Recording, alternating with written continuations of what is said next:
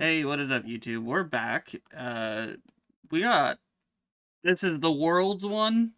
It's pretty much the whole thing we're gonna talk about, and we'll go into I guess some team dynamics and stuff for the 3v3 teams for Master Duel. Because when we were watching it, we were kind of discussing that and everything like that too. And I thought we were on to some pretty good ideas for that one. yeah, all right. First, let me just pull it up on my phone because I wrote it in chat, but. Okay, so here are the world's winners. From the United States and Canada, we had Team 7 in Master Duel. For Duel Links, we had Mark Andre. I don't know how to pronounce the name, but Mark Andre. Uh, Really long name. Yeah, it's a really long name. It's from Canada. I apologize. Sebastian Verol from Bolivia. Ruben Penaranda from the U.S. Are the winners, and all of them are from the TCG. So we had another year of the TCG clean sweeping or taking the whole thing, taking worlds and stuff like that. OCG just kind of needs to learn, I guess. Uh, Was it your thing that you said that they should no longer be playing to survive? yeah, so I think part of the reason they're struggling so much is the OCG's typical play style is not play to win, it's play to not lose. So I think um I think that doesn't work in modern Yu-Gi-Oh, or maybe it does and it just hasn't worked for the last two Worlds formats. Hell yeah. Anyway, um maybe it hasn't worked for the last two Worlds formats and what they were. It's also possible that they're developing a more and a more of a crux on Max C, but I have no way to back that up. It just might be that. So, it's just speculating, really. Yeah. Um. So if it's that, then I understand kinda why they might be struggling more. Because with the world's ban list, it's whatever is at the lowest amount is what you go with. So Max C is Yeah. banned at Worlds. There's also a lot of time cards that are banned at Worlds and stuff like that, like Mystic Walk and a lot of just stuff like that because they want it to. Oh, I know, because I've had to answer questions like, wait, why is this banned? I'm like, they don't want easy wins like that. Mm, They don't want stall wins like that. It would kind of kill the overall mood of the whole entire event if you just go, oh, Mystic Walk, I gain a bunch of life points. Now try to beat me. mm. So I think that could be it. I don't know. Maybe the pandemic really did affect how much it is because I know that was the big theory for last Worlds is that because of the pandemic, a lot of the OCG players didn't play as much because they didn't have access, or maybe they weren't aware of the online of other online simulators and stuff like that, like Project Ignis or Dueling. Well, for them, they probably won't really use those because it's actually against the law. Yeah, that's And probably. they have some data laws and stuff. That's why also like off on a side thing, why if you go to a big Pokemon event and it's in Japan, don't bring any generated Pokemon because that's actually a crime because you're tampering with data of a proprietary thing and you can get in serious trouble in Japan. That's why they take a lot of that generated stuff so seriously and why the big whiners or they should just let us do it. It's like they can't. It's a crime. It's actually a crime in Japan. I just realized because I don't have my headphones on that there's gonna be an echo for a little bit, but it's fine. we'll fix it here in a little bit. I'll go and they can see me jump up and kind of move to freaking plug in my headphones. But for now, I'll just mute my mic whenever you speak until I do that. But but yeah, that makes sense. I think that like yeah, that makes a lot of sense. Our copyright law is a lot more free and giving, whereas Japan doesn't have fair use, as far as I'm aware. I've been told that many times that their fair use just doesn't exist. So their And if cop it did, you would get sued into an oblivion, and it wouldn't be relevant. So it's kind of, you know, it's kind of funny, well, funny and scary at the same time. That's why, like you had Nintendo and all of them trying to like do something about the YouTube and stuff. So that is kind of their property that people were doing things with, and like you could understand it from a logistical point of view in Japanese law. I'm not going to say I'm an expert on Japanese law because I'm not, but I kind of have a little bit of a surface level understanding of it.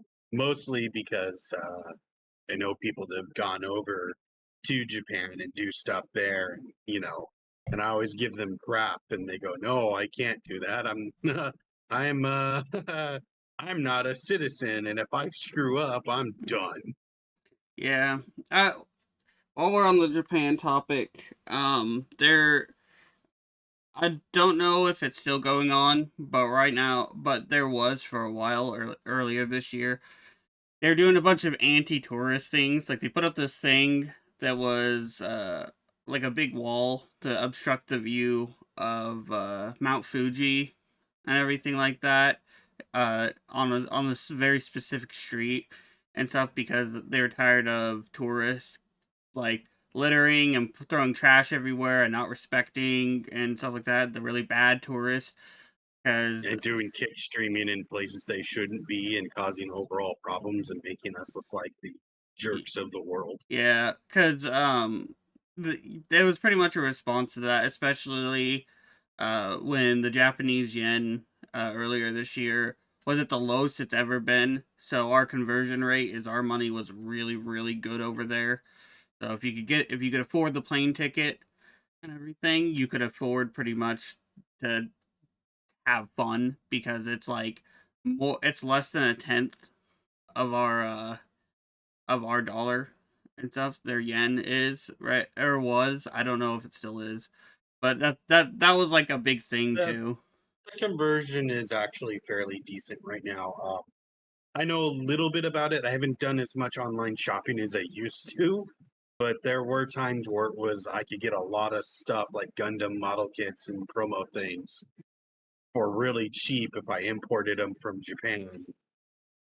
So I know that in a lot of the groups I'm in, it has been usually things won't scalp or sell out as bad as they have been.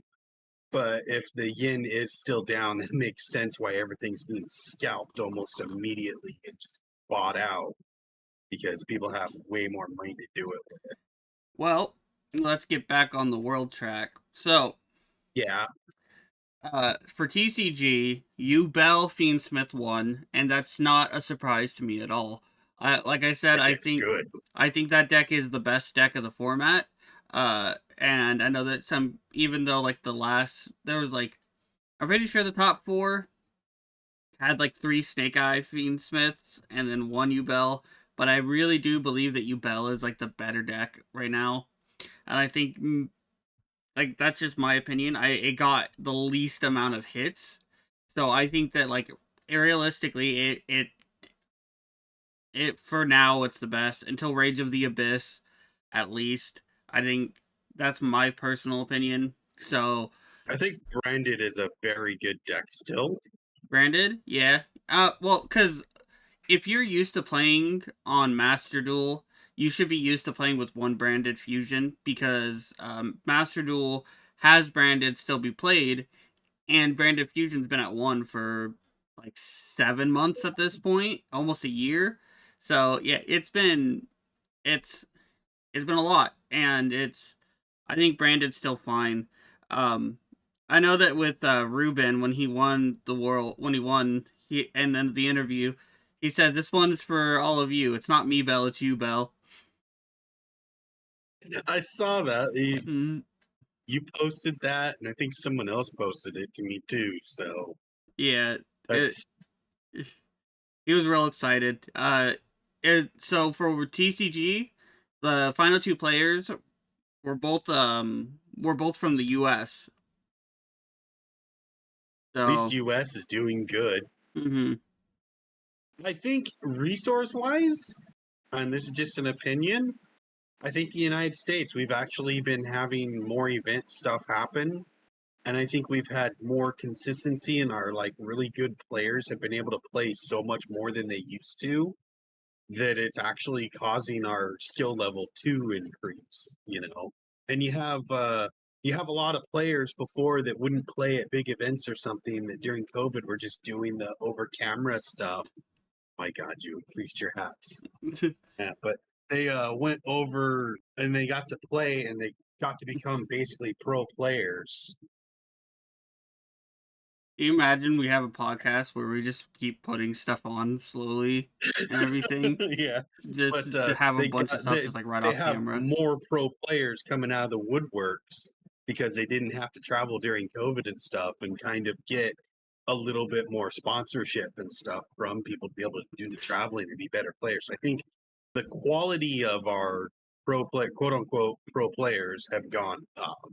Yeah, I think COVID, as awful as it was, because I worked through the whole thing, was great for American Yu-Gi-Oh. yeah, um, yeah. I would agree. I think overall it was good. Um, in terms of, it's real funny though. Moving to like the topics and everything. Um, so Jesse Cotton on Team Seven, from the Jesse Cotton from Team Seven ended up breaking a board with like 6 or 7 disruptions with tier limit, and apparently people have started on. I've seen people on Twitter, or X as it's called now, but I'm gonna always call it Twitter. X. Uh, I think everyone calls it Twitter still. yeah. So we're saying that like in the higher ranks, people are started after in the higher ranks and like master tier and stuff like that, people they've seen a lot more surge of tier limit, like people playing tier limit because Jesse Cotton played through like an 8 disruption board, and I'm like, well, Good deck. yeah, it's still a good deck because and everything, and it it's just really really strong. Whether you do 60 card variant like Jesse did, or you do like a 40 card variant, it's fine.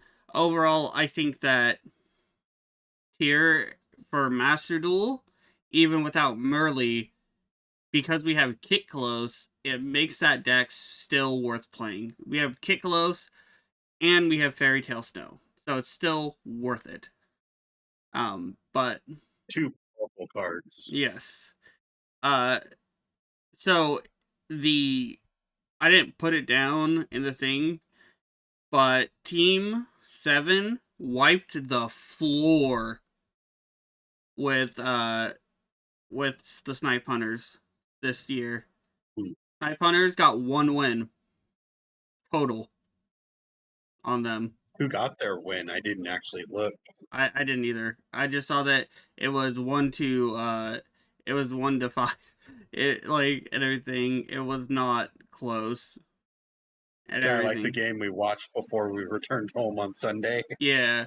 I think that Well, that one actually went closer though. So Snipe Hunters, but yeah, Snipe Hunters they did a lot closer. Yeah. I liked watching the tier breakdown and everything, and watching the person play tier, Quantal from Snipe Hunters, because it was very, as someone who's plays that deck a lot, it was like, oh, I understood all the lines very, very well, and understood why he would do things, right?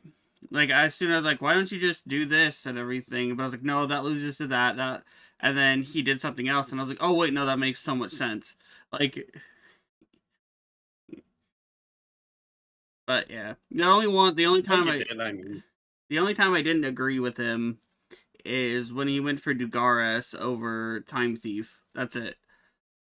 But but I think he was like basically one of the few people that was running Dugaris at that nope, point. nope, They all were. yeah, Dugares I it is a common thing in tier limit. So it Jesse, for example, did it too. So, um, but talking about the team decks, personally, I think the reason why Team 7 did so well was not only did the players play at their absolute best, but I think the deck choices were overall better choices than Snipe Hunter's decks. So, yeah, I was looking at those and went, what? so like, uh, Sinful Spoils, Snake Eye, Fire King. Sure, right? Um, then, That's your good value deck. yeah, Vanquish Soul, another good value deck.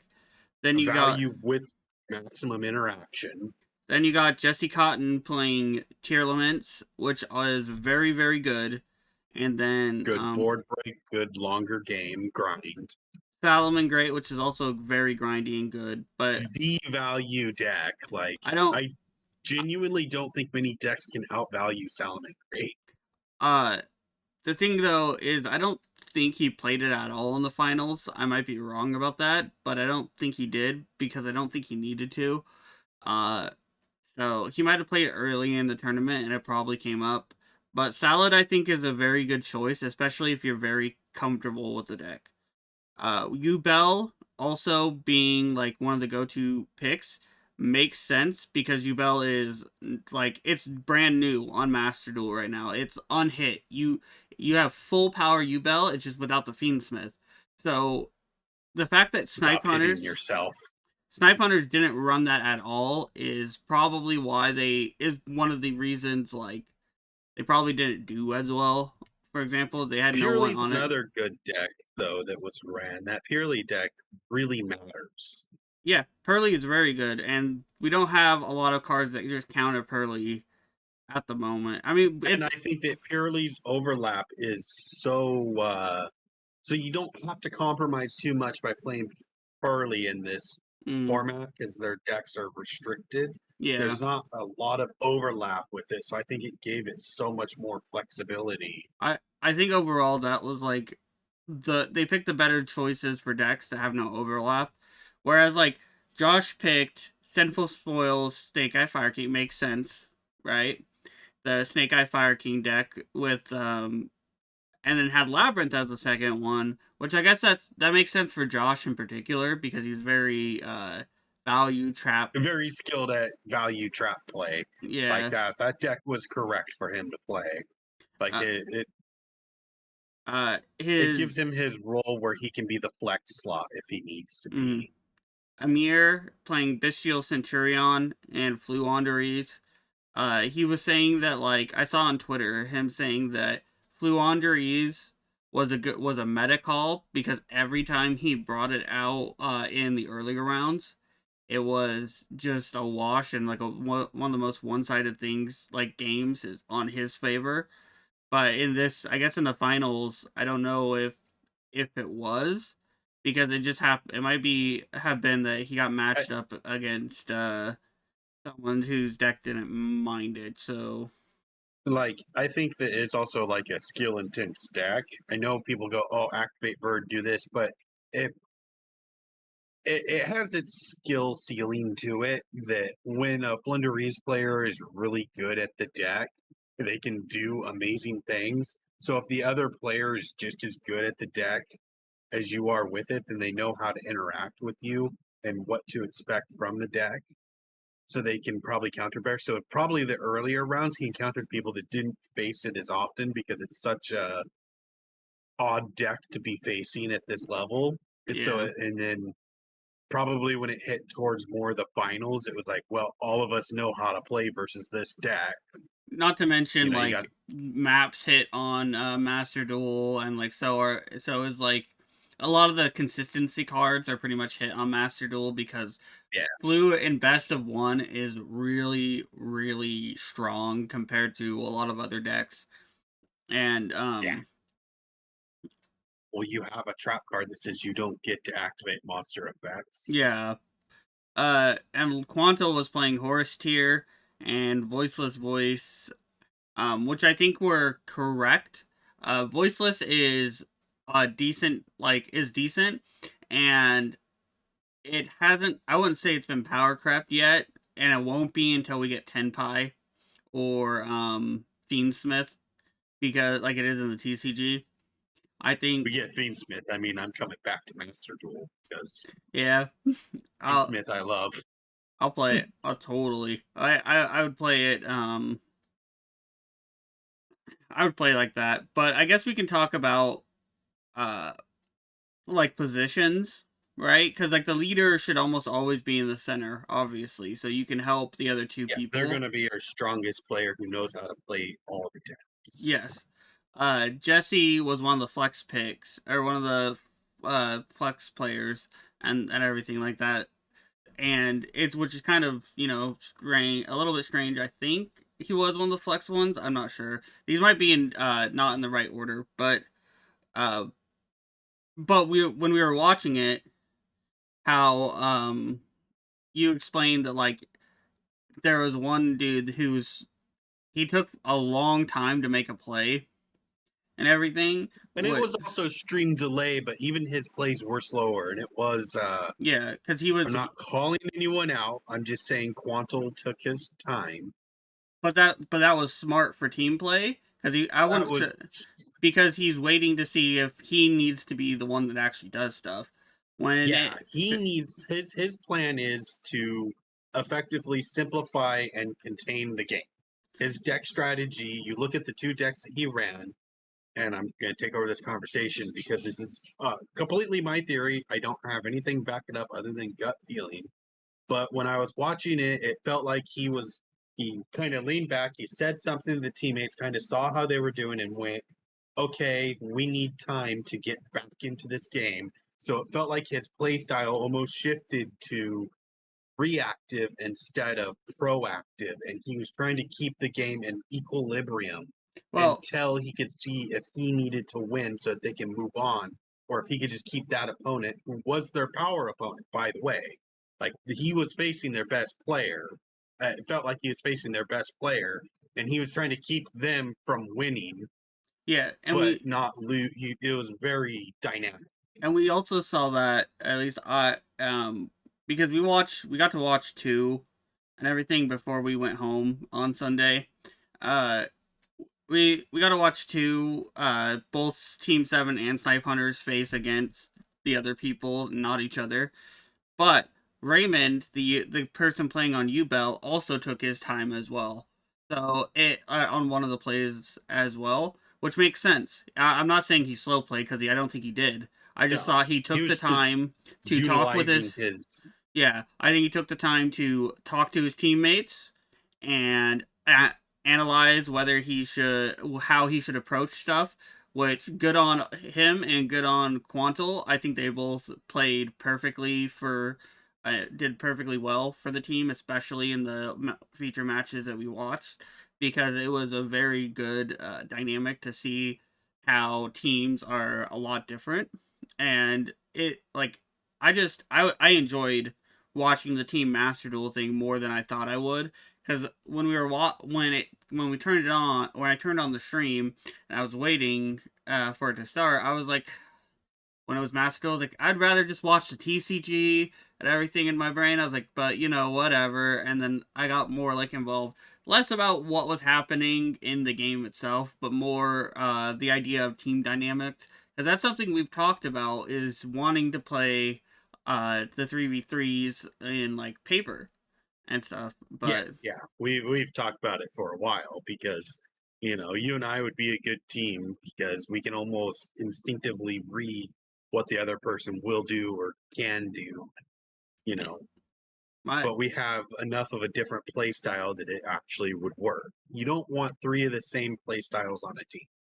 I also love freaking when we some of the times when we'll play, you'll be like, your instincts are so good and it's so frustrating and everything because and I think that like that could also bring like something to a team because I have like this uncanny ability to just feel fucking something like feel they have something and I think everything. my favorite one is I've played a lot of tier matchup against you, Mm-hmm.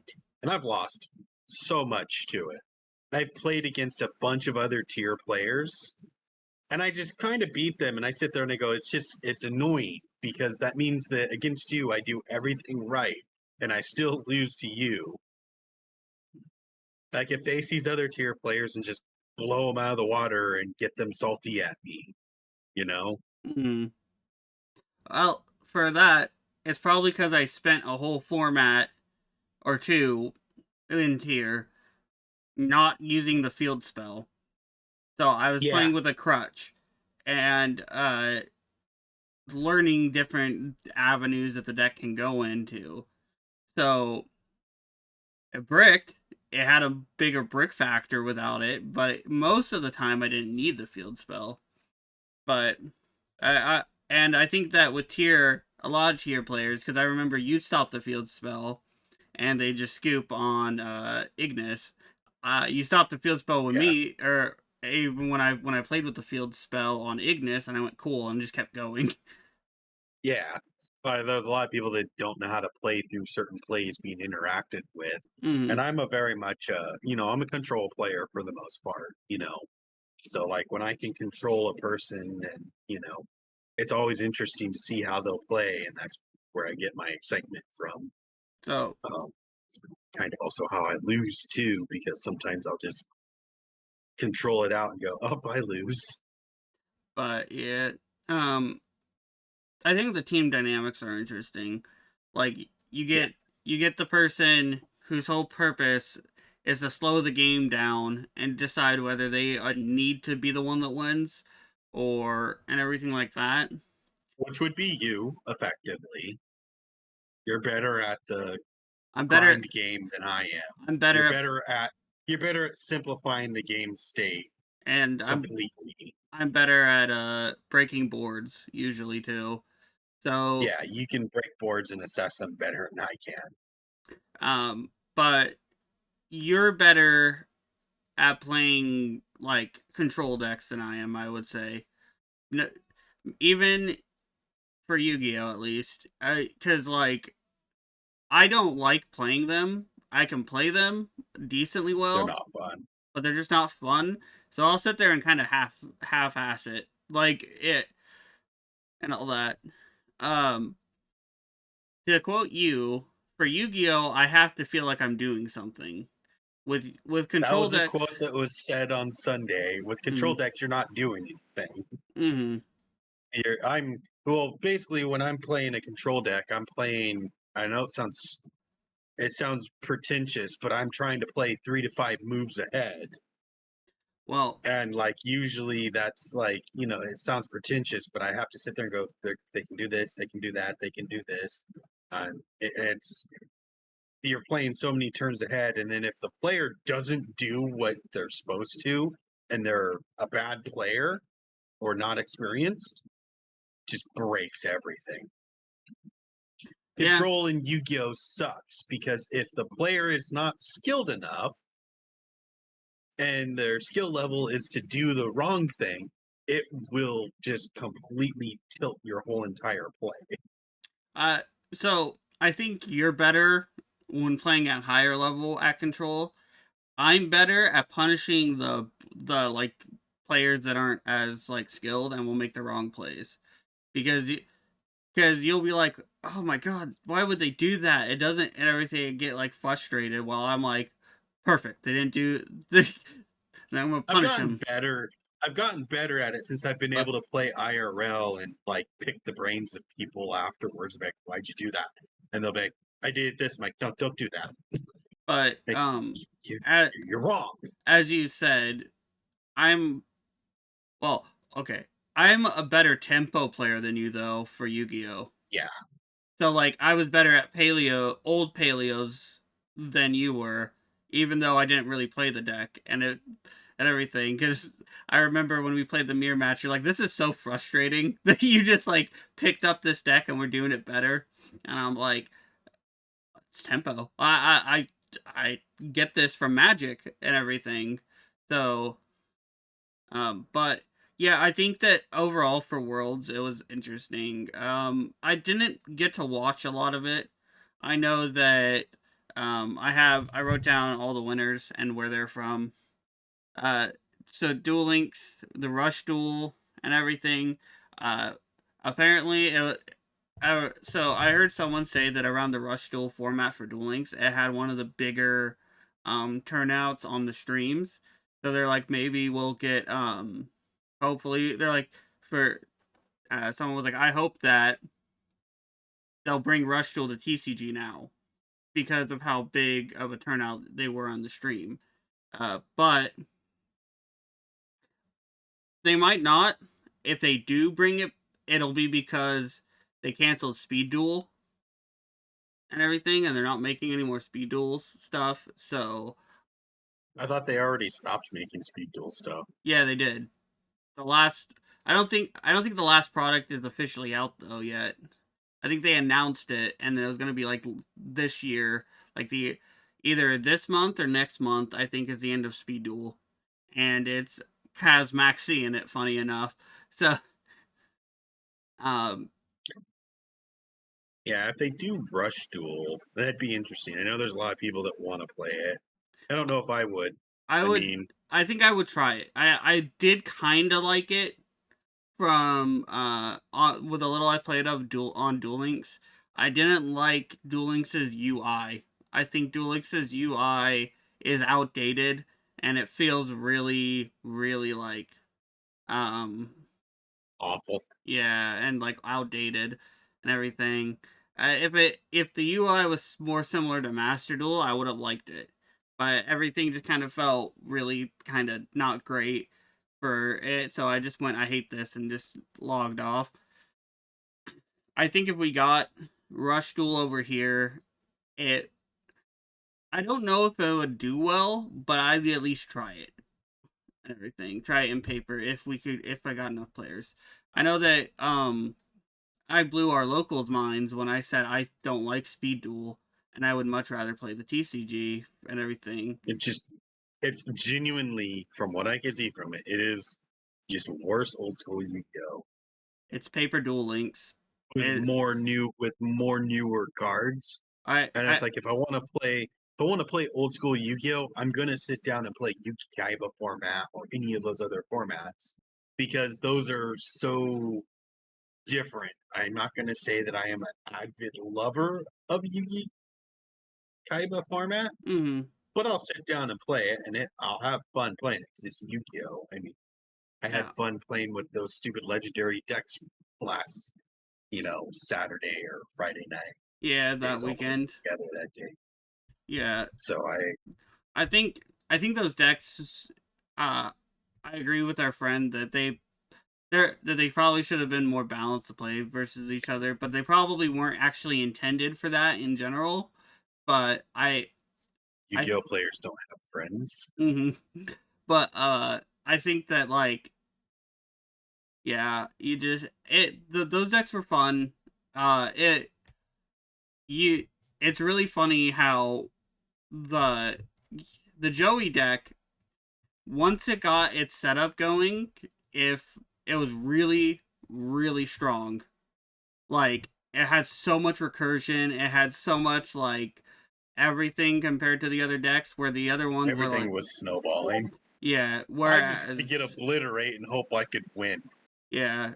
Um yeah, There's an image on my phone of me holding like 3 pieces or 4 pieces of Exodia an obliterate on the field and an obelisk, and I'm just kind of sitting there, and I snap the picture and just send it to our friends, like, what the hell are you guys O- doing? It's like, don't worry about it. I'm Obelisk winning by Exodia. Obelisk is such a freaking powerhouse for that format because like You guys did not let me get 3 monsters down to do that again. I have literally nothing to beat it.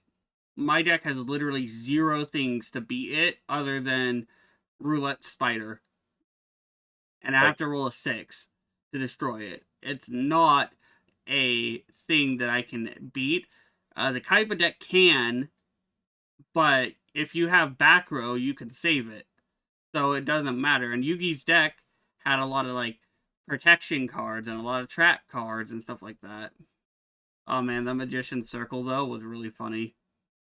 Because it was like because when you attacked and flipped up Magician Circle, and our friend was like, "I'm gonna summon this in." Our friend Dustin was like, "I'm gonna summon this in defense." It's like it has to be in attack mode. has to be So attack you mode. have to summon. Yeah, you have to summon the monster too. Because I remember when I played Gravekeepers, they had to summon Effect Veiler if it was in their deck, or Drollenlock if it was in their deck, and it was Yeah, really, I've really had it happen funny. to me. And then you just go, oh, boom, and attack into them because they're like, because one of Gravekeeper's old monsters got like 300, 200 or 300 for every Gravekeeper in your graveyard, and then if it would be destroyed, you could discard a Gravekeeper from your hand instead. So, and it has 2,000 base attack, so you just attack with something, and then you flip that up, and you can throw that out from the deck. And then after Necro Valley and whatever Gravekeepers are you have out, it was really freaking. It was just one of those things that was pretty strong for like a locals level and everything back in like 2014 because Necro Valley could still just win you games against certain decks. Yeah. But yeah, it's just one of those things. I was very fun. So I was like I understand all about that card. But we keep getting off topic about Worlds, but I don't think. But the problem is I didn't sit down and watch Worlds all the way through. I didn't. It wasn't like the Nationals where I kind of sat there the whole day and just watched it. I think I would have if I was at home though. If I was at home that Yeah, I day, think if I was at home, I would have been watching it until yeah, I had to leave. yeah. If I And was I at didn't really home, watch it at the shop because I was too busy trying to win. when I got home that day, I pretty much passed out and everything No, I almost. went and played more Yu-Gi-Oh! Yeah, I know. But yeah, I went and passed out because I was real tired. I I stayed up like probably about a half an hour just talking to the family once I got back. But yeah, I was like again.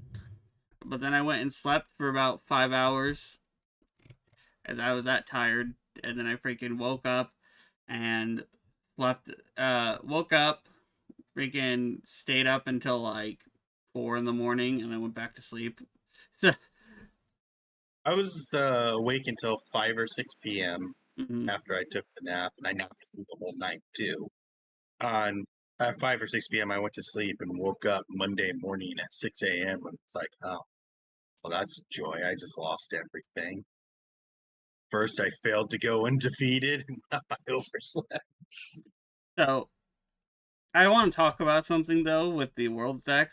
I'm a little disappointed. Like I understand why because it's the better deck that Josh picked Labyrinth, but I would have loved it if he picked like 60 card Paleo. 60 card paleo and just throw everyone a wrench into the plan. I'm surprised he also didn't play Runic either. Like I thought that too. I was like, because Runic just doesn't have to run the hand traps normally. But is Runic hit that bad on Master Duel? I don't think so. You know what's funny is the OCG players know him as the Runic player. Yeah, like So we know him as like some of us know him as the Paleozoic player, and then the Japanese know him as the Runic guy. yep. And we went to locals, and that was a long time ago. And my locals they came up, and it's like me, Paleozoic. AJ might have been playing Paleozoic at the time too, or something else. and then someone else, Runic, and what the heck? And it's like, yeah, we're a fan. You can tell what YouTuber we watch. Mm-hmm. So I guess we'll talk. We have our regionals possibly coming up. I'm still undecided whether I want to go or not, but I have decided if I'm gonna go, I'm not even gonna bother like trying to like super win. I'm just gonna play a for funzy deck, and that's probably not even good at the local level. So It's all soup. yeah, Oh, maybe we can get our friend to if he has the t-shirt printer thing, if we can get him to t-shirt print you it's all soup. yep. I do want to just play this deck kinda, not because it's good, but because it's just fun. It's really hard to win with the deck, but it's really fun because you need to like It outskill your punishes opponent. you for not reading. Yep. It really punishes the opponent for not reading. Like I've gotten to the point where I've stopped in the middle of games with you now and go, what does that one do? And you go, oh, it does this, or just read the card. I'm like, no, tell me. Tell me before. You want me to sit here and read this? No. Be here all day if I have to read that card. it I I'm starting to freaking do that with you more is just read the card because you won't I read know. it and everything at all and everything and I played the I'll ice play barrier spell and didn't know what it did. I'll play the same card on you like 10 times and you'll still go, what does that do? I'm just like, you know what, fuck it. He's not gonna learn unless I tell him to read it. I know. That ice barrier card. I finally read it when it was played against me. Yeah, it does this. I've never read that part of it because I saw have this many ice barriers. I'm like, I only have one ice barrier in the deck. I don't think I'll ever have more than one. Mhm. Not unless I steal them. If I yeah, so that's kind of if I'm playing I might be soup. I might play Gold Pride again and just have fun. But Bring back Trooper. Bring back Trooper. that's just worse tier limit now. Yeah, it is. Could play tier and just play all the cards that I used to play in it and have the tier as like as the engine as the mill engine instead of this trooper. So I have to play like I'll play less end up playing less bricks and just do it that way. But I would have to like completely redo the extra deck, completely like figure out what I'm gonna do and how I'm gonna do it. The tiers would just be there to mill. It wouldn't really be there for anything else. Um, they probably only Yeah. play Kaleido Heart and wouldn't play Rukalos at all, and just cut the King of the Swamps if I were gonna do it that way. But yeah, I think because like the whole point of Trooper was to mill 9 to 15 cards. Tier does that Yeah. anyway and does it better, and I don't have to draw 2 bricks in the main deck to really do that. Or 2. So Stay with me on this. Let's put together Deep Draw Exodia. that would be fun. Like at the very least, that would be really fun. Be Deep Draw Exodia Sides and into Tenpai. Deep Draw Tempai, baby. I don't need your freaking I don't need your freaking pot pot of desire or pot of not desires pot of prosperity. Nah, dude. We're just deep drawing the old fashioned way. We'll take out the 1 day of peace, and then we'll just sit there and have the upstarts and stuff like that because who cares? It's freaking 3,000 extra life points. If I'm OTKing through prosperity, I'm OTKing through 3,000 extra life points. So, deep, It's just deep draw. And by huge God, draw. we could build it. We could build it. hmm I think you could squeak by in a regional with it. I think you get. I don't think you top it, but I think that people it would throw people through a loop at least once. People would turn because you side for Exodia, you go, put these in. And then suddenly game two, if you lost, you'd just be like, you can go first. And the opponent just sits there and goes, what? What? And you just go, draw, draw, okay? Draw, okay? Step play. What? Hmm. The problem with Deep Draw though is that it's not in a good position right now with how many Droll and like Droll is being played. yeah, Droll's being played, Imperm and stuff like that, and Valor is enough to kind of shut it down. So it's not great. Felt really powerful shutting it down with it, Firm and Valor. Hmm. I did think about that new continuous trap monster deck, Argo or AR the ARG one and everything about how summoning the four from and everything about the four and all that, just thinking about it. And you know what it made me miss, even though it's not good and it's really susceptible to hand traps? Summoner Monk. I kind of miss Summoner Monk. I But had a opponent at locals use Summoner Monk on me. He's like, "Go special summon from the deck." I'm like, "Got discard a spell card." He's like, "Oh yeah, I do."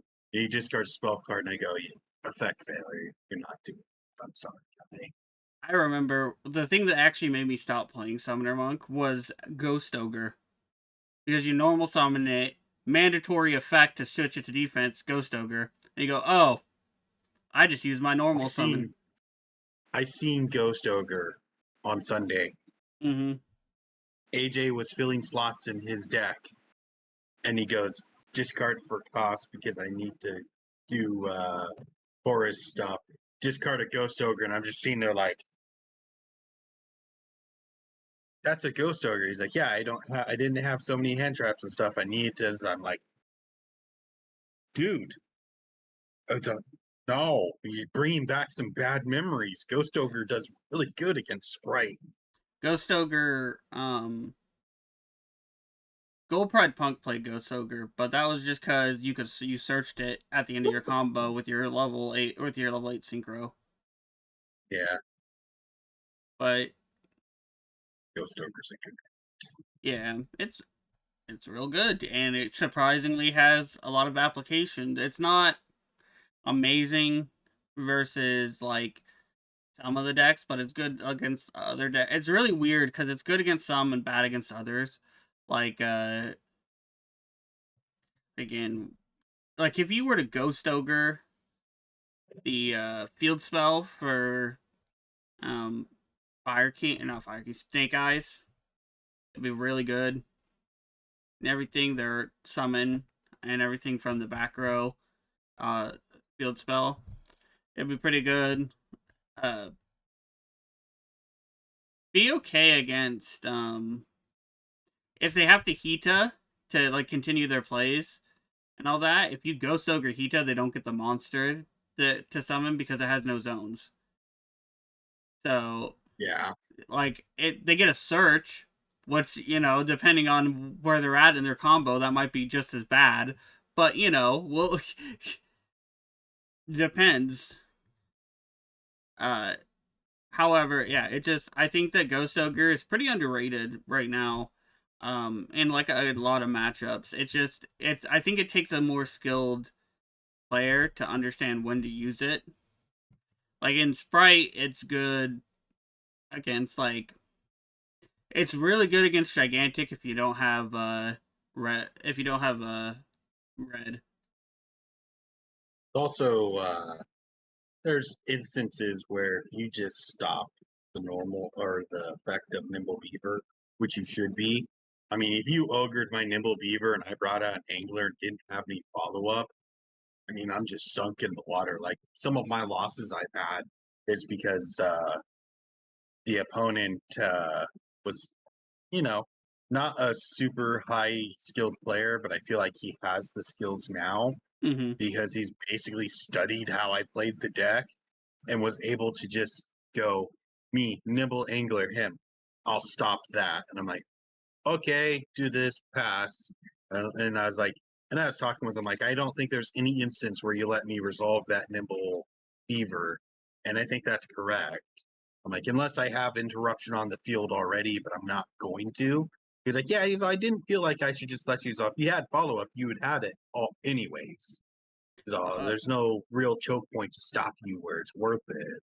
Speaking of players getting better, I've heard Trevor, our buddy Trevor, is Yes. getting a lot better as he's Yeah. playing more and more. Actually, he was at the I got to play versus him on Sunday when we were doing the celebration, and he is doing better. Mm. He was playing branded. I beat him, but I mean, and then I went on to beat AJ.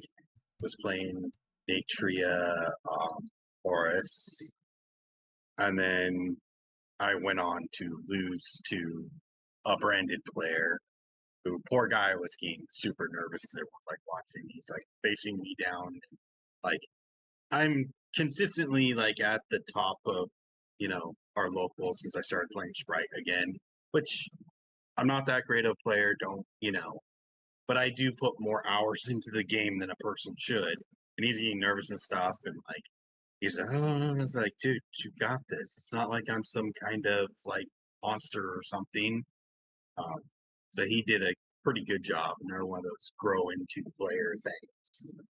I Yeah. really like it when I get to play against people and they actually get better at the game and don't just get angry and just quit or something. Actually sit down and learn. Because at the end of the day, if you're losing at Yu-Gi-Oh, don't be stubborn. Don't keep playing the same stuff that you're playing. If it's not working, adapt, overcome. Learn how to improve yourself rather than being salty. Take it from me. I am the most salty person in the world. I'm the most stubborn person in the world. Once I learned how to adapt and actually learn how to learn from other people, I got better at the game. And Another if you're going to locals and you're just curb stomping everybody and they're not improving, that's not good for you. Don't ever take huge amounts of pride into that. Because if you're not facing stronger players, you're not going to grow as a player. You're just going to stay a big fish in a small pond. You want players around you to get as good and better. I love it when people are better at the game because I have more fun. I can actually play a game. We can go back and forth. We can, and winning isn't everything. and as someone who is very very prideful, uh, I think that it's important to learn how to take a loss and everything because nobody nobody can win all the time. Not in life, not in Yu-Gi-Oh, not in anything. There's gonna be losses, there always is gonna be. And it's better to just accept that and everything and figure out what you did wrong. The most frustrating losses, in my opinion, are the ones where you know you messed up somewhere. That's when I get frustrated. I don't get mad when my opponent has everything and stops me properly. I get annoyed when I mess up.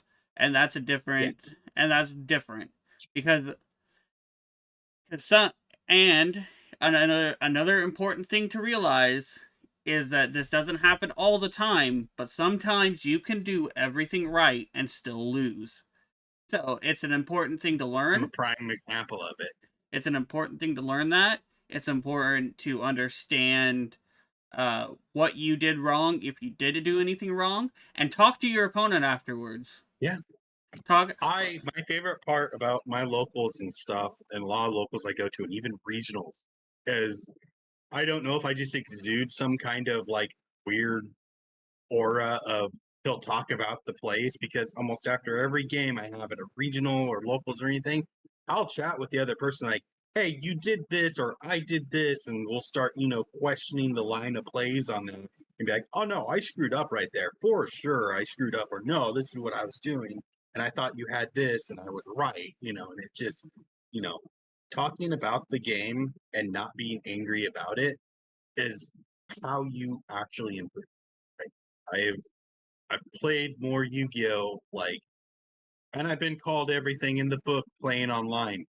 Like, and if you're that person who, for some reason, followed the channel because they like looking at this fat guy talk about things you don't know, well, you know what? I know you called me a racial slur. Mm. Thank you. It really makes my day. I get to add it to my list of things that I send to Michael, like, hey, I got called a racial slur again. I think that one of the best ways to improve on maybe understand another deck's choke points is to talk to your opponent afterwards. Like, hey, I tried to stop this. Was that correct? Because it seemed like you did all this.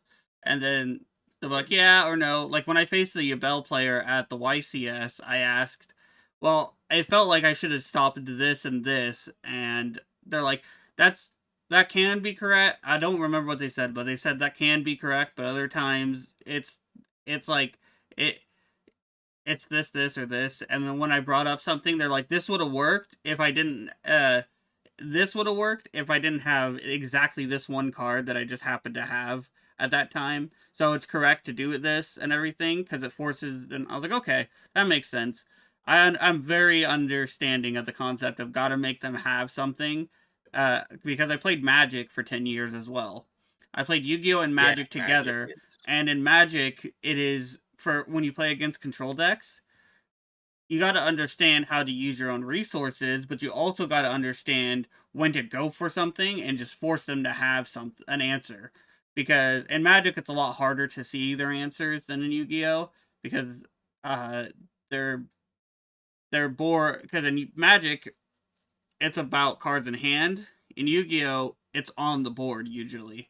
The cards that I have harder time playing around are not in Yu-Gi-Oh are not the cards that I can see, but the cards I can't see. So like if I'm playing Yeah, against I've Stefan, gotten you quite a few games where it's just like you do this and like he has two cards in hand and you just go, if he has a hand trap, he does this, so you go do this and I go, yeah, or I'll go hand trap that and you go, cool, now I have to deal with this interaction. yeah, it's because like when I play against you, for example, and your sprite deck that puts up like 5, 6 interruptions, and you have like 2 cards in hand, that's when it gets scary. Because if you had 2 or 3 and 1 card in hand, I just have to put it in a way to make sure that my last card doesn't get stopped. And I And remember when we were teaching another friend how to play, he went, I do this, and you're like, no, he's got two cards in his hand. he has 2 cards in here. But if I do this, then I can do this line of play. But if you just summon this, you win. And this plays around Ash Blossom. See, I wasn't thinking about that. Yeah. It's like most players, when how you play Sprite is, um, and it's really easy for people to get tunnel vision that, oh, the Sprite player is going to fire off all their hand traps to stop me from playing. It's like, no, I'm only going to fire off hand traps when it actually is things that I can't deal with. And I'll come back to my turn and I'll do a whole entire combo and have two blank cards in my hand. They could be hand traps so that on your turn, when I've established a board or I've broken your board and done enough damage, I can still interact with it. Like usually I'm going to OTK you on the go second. But if Mm-mm. I'm going first, there's two cards in my hand, you can probably guarantee that those are not more gas. Those are hand traps. I think it's important to realize that too. When you play against a deck that has a big board and they still have cards in hand, you should expect those last cards to probably be hand traps of some sort.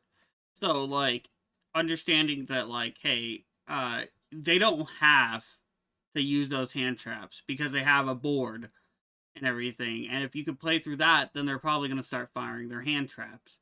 That's that's when it gets scary, and that's why Appaloosa needed to get hit because Appaloosa on its own, same with Baron and Savage on their own, is not the problem. It was always the fact that they came with other stuff that became an issue, Smith let me make Appaloosa if I wanted to. and I'm glad it's gone because Appaloosa, I did play it. I did not play it, but I saw it. Like I saw Smith to Appaloosa. Appo, And now your whole entire combo is protected. IP, Appo, Baron, Savage, all gone, and I think that's great for the game. I think there's an argument for IP to go next. I still think IP Masquerena is a card that can be considered to get hit. And I know that sounds weird because the things that it's going to go into aren't going to be necessarily as crazy now that Apo's gone. But I think going IP into SP is a lot, or IP even into Unicorn can be a lot more powerful than just summoning those and everything, because you turn those proactive cards into reactive cards, and with SP you get rid of the downside of you can't attack directly if you summon on the opponent's turn. So I think that like there's an Yeah, argument for it becomes IP to two go. interruptions. Yeah, I So think you pick a card, and if they activate an effect, you blink out two cards. yeah. And in terms of IP, right? IP is itself a interruption in a way too, because what you can do with IP, Dodges. yeah, you can dodge Imperm and Veiler and these cards and things. It even did technically helps you dodge Raigeki and Dark Hole, because the monster you bring out is going to be unaffected by card effects, or not affected. It can't be destroyed by card effects. So like I think that there's an argument for IP to go next as the big four first card, but I think that's gonna do it for this video. We've been going for over an hour. If you enjoyed this kind of content, check out the podcast every other. We try to do it every other week. If there's not a lot of Yu-Gi-Oh news, we're just not gonna bother and force content. If it is your birthday today, happy birthday, and of course, and as always, have a wonderful day. Have a wonderful day.